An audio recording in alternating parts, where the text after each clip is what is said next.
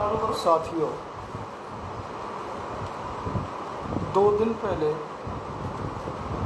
राजस्थान में एक काफ़ी महत्वपूर्ण फैसला दिया था माननीय उच्च न्यायालय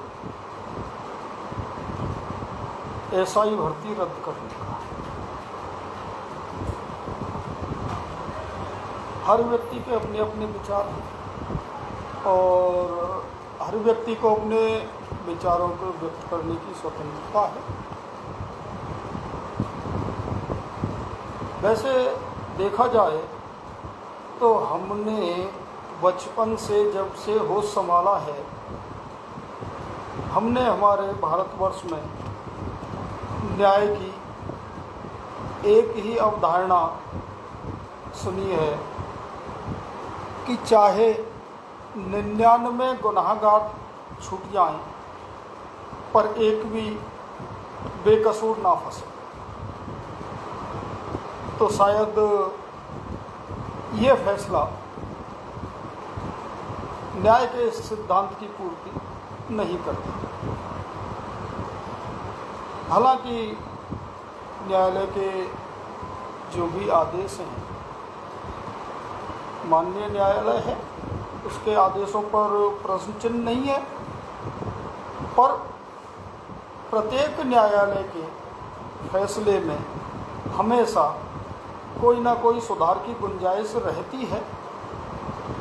और यही कारण है कि शुरू से ही सिस्टम है कि जिस न्यायालय का फैसला है उसके अपर न्यायालय में अपील करने के प्रावधान मौजूद हैं। और वो इसीलिए मौजूद हैं कि कहीं ना कहीं सुधार की गुंजाइश तो हमेशा बनी ही रहती है और होता भी आया है। निचली अदालतों के फैसले ने अपर अदालतों ने पलटा भी है। इस फैसले में हालांकि पूरा पढ़ा नहीं है, अध्ययन नहीं किया है, पर न्यूज़ चैनलों में, अखबारों में, सोशल मीडिया पे जो भी पढ़ा है उसमें 2 चीज़ें प्रमुखता से हैं कि भर्ती रद्द कर दी गई है और उसमें एक प्रावधान किया गया है कि यद्यपि कोई छात्र इन सर्विस था, पहले से कोई जॉब में था, वो वहाँ से रिजाइन करके आया है और ये ज्वाइन कर ली, तो वापस अपनी पुरानी वाली नौकरी ज्वाइन कर सकता है। यहाँ तक ठीक है कि जिनके पास पहले नौकरी थी, इसके चक्कर में उन्होंने खो दी, उनको मिल गई।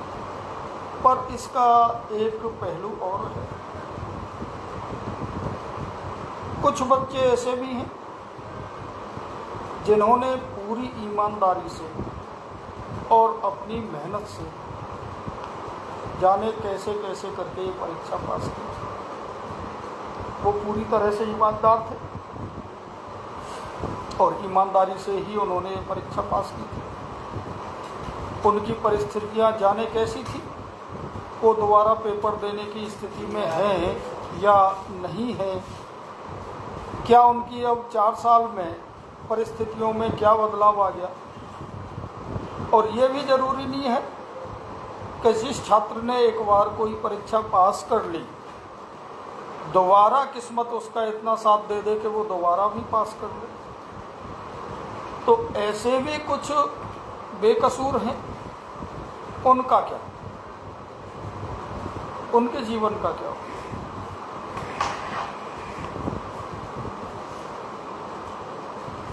एजेंसियां हैं सरकार के पास।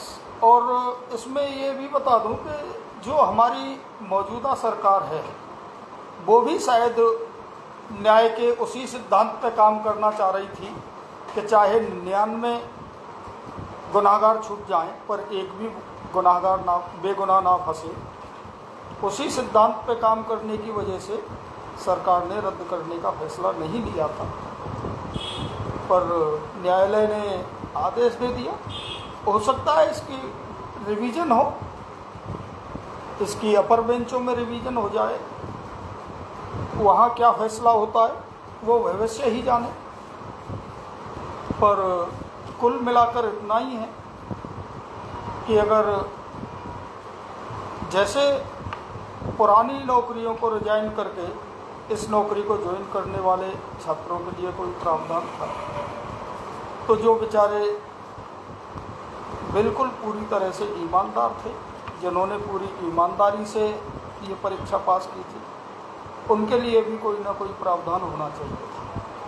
ये मेरी निजी सोच है और हर आदमी की अपनी अपनी सोच है। तो इसमें उन छात्रों का जरूर नुकसान हुआ है। सरकार के पास एजेंसी है, न्यायालय ये भी आदेश दे सकते थे कि भाई एजेंसियों से और गहन जांच करवाई जाए। जो भी इनमें संलिप्त हैं या जो भी पेपर खरीद कर या लीक प्रकरण से जुड़े हुए हैं, जो भी बेईमानी से इस नौकरी में आए हैं, उनको चिन्हित किया जाए। काफ़ी लोगों को चिन्हित भी किया। सरकार एजेंसी और गहनता से जांच करती तो और भी लोगों को चिन्हित कर सकती थी। उससे जो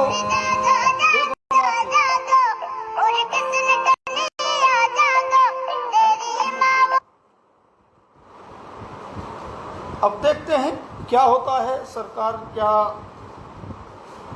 स्टेप लेती है, या फिर जो ईमानदार छात्र हैं वो कहीं रिवीजन के लिए लगाते हैं, क्या करते हैं। पर बहरहाल मेरे विचार यही हैं कि एसआई भर्ती परीक्षा को रद्द ना करते हुए गहन जांच के आदेश होने थे। जो भी संलिप्त थे उन सबको उनकी सज़ा मिलनी चाहिए थी। और उससे हमारा वो जो शुरू से चला आ रहा न्याय का सिद्धांत है कि 99 बेगुनाह छूट जाएं पर किसी भी बेगुनाह को नहीं फंसना चाहिए, उस सिद्धांत को प्रतिपादित करने में और भी आसानी होती।